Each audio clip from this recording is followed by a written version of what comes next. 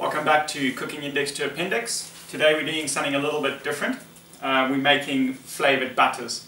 So in the Wings Across America book, 150 Outrageous Wing Recipes, we've got 6 wing butters. Now you might think it's a little bit strange, but wing butters are one of the best arsenals to have in your kitchen. The reason being is you can take them out the freezer anytime, take a slice, cook up some wings, cook up some fish, pretty much use it for anything. It's really useful, and it's a very simple process. So for the first one, and you can see all of the other recipes on the blog, I'll only cook 1 or 2 for you today. All you need is a block of unsalted butter. You want it to be softened, so pretty much leave it outside till it gets like, you know, this sort of soft consistency, just basically so you can mash it all up. Now what you don't want to do is you don't want to melt it. Now the reason you don't want to melt it is you're going to start separating all of the sort of impurities and all the other stuff that's in butter. That's more of a process for making unclarified butter or clarified butter. So for this you just want to make sure it's nice and soft, sort of how you'd do if you were baking. You then just want to mash it all up in a bowl, nice and easy.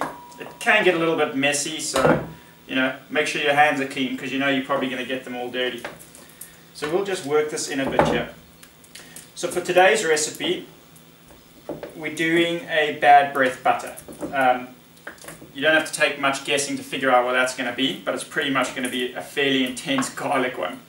So as for the ingredients, we've got chopped basil, hell of a lot of garlic, and then we've got a little bit of cayenne pepper there for some spice and kick, some black pepper for seasoning, and then we've got some onion powder just to help that flavor come through.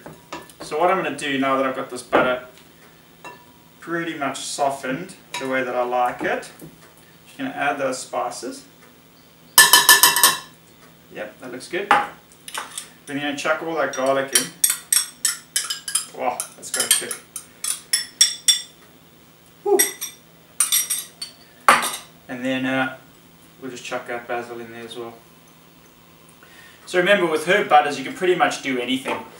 If your herb garden's getting a little bit big and you've got too much sage or too much thyme or too much rosemary in the garden, hack a little bit of it off, grab some butter, roll it up, chuck it in the freezer, boom, you're not wasting your herbs, you're keeping your flavors, and it's really just going to make your cooking a lot more flavorful and exciting. So I'm just going to mix this a little bit with the spoon, and then I'm just going to get my hands in there and just mash it all up.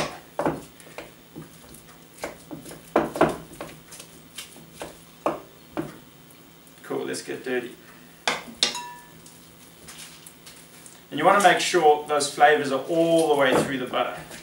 All the way through. I mean, that's just looking awesome already. So that's pretty much that one done already. So what we're going to do now is I'm just going to wash my hands, and when we come back I'm going to show you how to roll it up and get it ready for the freezer. So we'll see you in a few secs.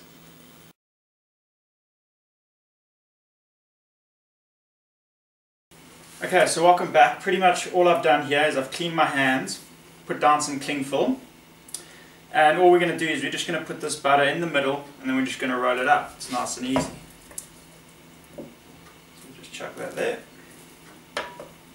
Make sure you get all of it. Put that out the way.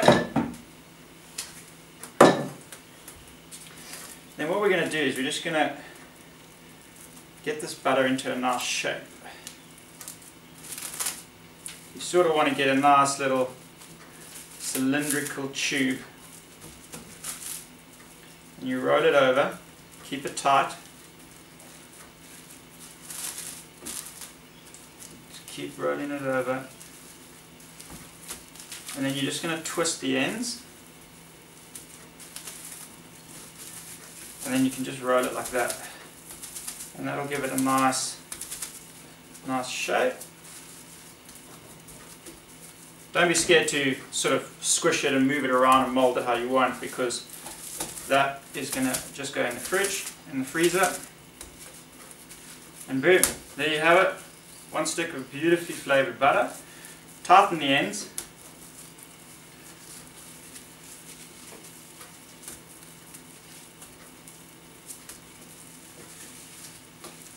voila, we're done. So pretty much we're just going to chuck this in the freezer. I'd recommend leaving it for at least an hour before you start using it, and then all you do is you just cut little slices off, put them in whatever you cook in, and there you have it, flavoured butter. Okay, so I thought I'd just roll another one for you, just so you get a good idea before you take this into your own hands and start inventing your own butters at home. We have a different one here. This is called a zesty butter. If I were to rename it, I'd call it the Zest Fest, because it's got loads of lemon zest, loads of lime zest, loads of lime juice, loads of lemon juice. So you can see where the zestiness is coming from. So I'm just going to place that on there. Nice and easy. Put the bowl away. And then remember, it's quite an easy process. So you just roll over, start to get your shape, pull it out, and then just tuck it in when you roll it around. You want to get that nice cylindrical tube, and then twist the edges and just roll on the table. Just keep rolling and keep bringing the edges in, and it'll just tighten it up. You can see, there we go. Starts to form perfectly. Create a nice shape there. And voila, got ourselves a beautiful tube of butter. Now remember, put it in the freezer.